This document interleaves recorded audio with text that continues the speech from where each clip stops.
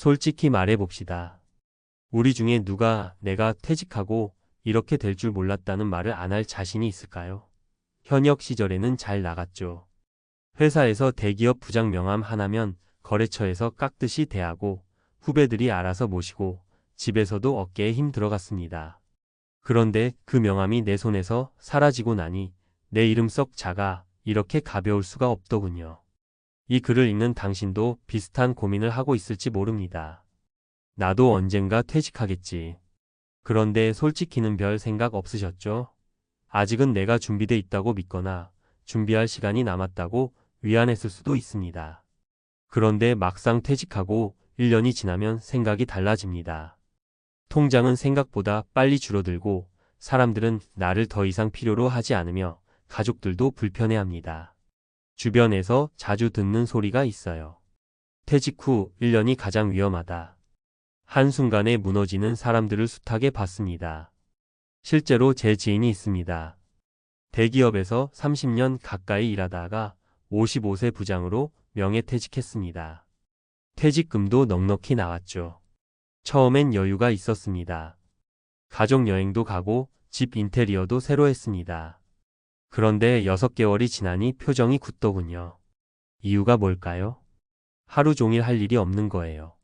그 많던 전화는 한 통도 오지 않고 부하 직원들은 선배님 연락드리겠습니다 해놓고 소식이 없고 거래처에서 만나자던 사람들도 퇴직하니 아예 있더랍니다. 명함 하나가 나를 사람 대접받게 했던 거죠. 가장 큰 문제는 돈이었습니다. 퇴직금으로 충분할 줄 알았다던 생각이 착각이었어요. 매달 400만 500만 원 쓰던 습관이 그대로인데 들어오는 건 국민연금도 아직 안 나오고 이자도 쥐꼬리. 결국 퇴직금 통장 잔고가 1년 만에 절반으로 줄었습니다. 그는 요즘 새벽마다 동네 아파트 경비 일자리를 알아본답니다. 부장이었던 자존심이 상해서 가족들에겐 말도 못해요. 이 이야기가 너무 먼 얘기처럼 들리시나요? 또 다른 분 이야기를 해볼게요. 한 분은 제조업 대기업에서 인사팀장까지 하셨습니다. 이분은 사람 관리의 달인이라 퇴직하고도 잘 지낼 줄 알았어요. 그런데 막상 나오고 보니 사적인 관계로 이어질 줄 알았던 수많은 인간관계가 죄다 사라졌습니다. 연락처는 수백 개지만 진짜로 연락할 수 있는 사람은 가족 빼면 3명 정도더랍니다. 왜 그런지 아세요? 다 회사라는 이름으로 얽힌 인연이었던 거예요. 회사 빼고 나니 남는 게 없었습니다. 그러니 외로움이 몰려옵니다. 아내는 하루 종일 TV 보며 시간 보내는 남편이 부담스러워지고 자식들도 아빠 좀 나가서 친구들이랑 좀 놀아라고 말하죠. 하지만 친구도 갈 데도 없습니다. 결국 이분은 퇴직 1년 만에 우울증 약을 먹기 시작했어요. 세 번째 사례는 조금 다른 결말을 보여줍니다. 마케팅 부장 출신의 58세 남성 이야기입니다. 이분도 퇴직 1년 차에 크게 흔들렸어요. 아내가 일자리를 권했지만 내가 그 나이에 편의점 알바를 어떻게 해? 라고 발끈했죠. 하지만 돈 문제는 심각해졌습니다. 결국 그는 마음을 바꿨어요. 그래 체면 따질 때가 아니다. 그래서 동네 마트 배송 일을 시작했습니다. 처음엔 손 떨리고 아는 사람 만날까봐 두려웠대요. 하지만 한두 달 지나니 사람이 달라졌습니다. 돈은 많지 않지만 생활비에 보탬이 되고 몸이 바쁘니 우울할 틈도 없어졌죠. 동네 주민들이랑 얼굴 익히면서 인간관계도 조금씩 새로 생겼습니다. 이 사례에서 중요한 포인트가 있어요. 명함이 사라진 뒤에도 내 이름으로 살 수 있느냐는 겁니다. 많은 퇴직자들이 부장, 임원, 팀장이라는 이름으로 살아왔지 진짜 자기 이름으로 산 적이 없어요. 회사는 내 능력을 사준 거지 내 존재를 보장해 준 게 아닙니다. 퇴직 후 1년, 이 시기가 왜 위험하냐면요. 첫째, 소득 구조가 무너집니다. 월급이 뚝 끊기는데 지출 습관은 남아있어요. 퇴직금이 많아도 생각보다 빨리 줄어듭니다. 전문가들은 퇴직금은 절대 생활비로 쓰지 말라고 조언합니다. 노후 자금은 굴리면서 최대한 건드리지 않아야 하는 돈이에요. 생활비는 별도로 계획해야죠. 둘째, 관계망이 붕괴됩니다. 회사에서 맺었던 수많은 관계가 다 사라집니다. 그게 원래 내 인간관계가 아니었다는 사실을 깨닫는데 시간이 필요해요. 이걸 극복하려면 퇴직 전에 회사 밖 인간관계를 만들어야 합니다. 동호회, 봉사, 지역 모임 뭐든 좋습니다. 퇴직 후에 외롭게 문 닫힌 집에만 있으면 병납니다. 셋째, 정체성이 흔들립니다. 나는 누구인가? 이 질문이 너무 늦게 찾아오면 감당하기 어렵습니다. 회사가 내 정체성의 전부였다면 명함을 읽는 순간 내가 사라진 기분이 들어요. 퇴직 후 가장 먼저 해야 할 일은 이제는 나로서 산다는 마음가짐을 만드는 겁니다. 현실은 냉정합니다. 나이 55세, 60세면 사회는 나를 전력에서 뺀 사람으로 봅니다. 구직 시장에서 냉혹한 눈빛을 마주해야 하고 경력도 안 통할 때가 많죠. 그런데 그걸 인정하는 순간 오히려 새로운 길이 보입니다. 누구는 경비원도 하고, 누구는 배달도 하고, 누구는 유튜브를 하고, 누구는 농사를 짓습니다. 다 회사 이름이 아닌 자기 이름으로 버는 돈이에요. 그 돈이 많든 적든 내 이름으로 버는 순간 비로소 자존심이 살아납니다. 퇴직 준비는 돈만이 아닙니다. 돈은 물론 중요하지만 그보다 더 중요한 게 있습니다. 나는 앞으로 뭘 하며 살 것인가? 이 질문에 답을 준비해야 합니다. 혹시 지금 당신이 현역이라면 이 글이 불편할 수도 있습니다. 나는 그렇게 안 될 거야 라고 방어적인 생각이 들 수도 있어요. 괜찮습니다. 하지만 부디 이 생각만큼은 해두세요. 명함이 사라진 뒤에도 나는 나로 살 수 있을까? 그 질문을 미리 해본 사람과 아무 생각 없이 맞는 퇴직의 1년차는 완전히 다릅니다. 그리고 이미 퇴직하신 분들께도 말씀드리고 싶습니다. 아직 늦지 않았습니다. 이제라도 내 이름으로 살 준비를 하면 됩니다. 돈을 덜 써야 할 수도 있고 체면을 내려놔야 할 수도 있습니다. 하지만 그 대가로 얻는 건 다시 내 발로 서는 삶입니다. 명함이 사라진 뒤에 삶이 비참할 필요는 없습니다.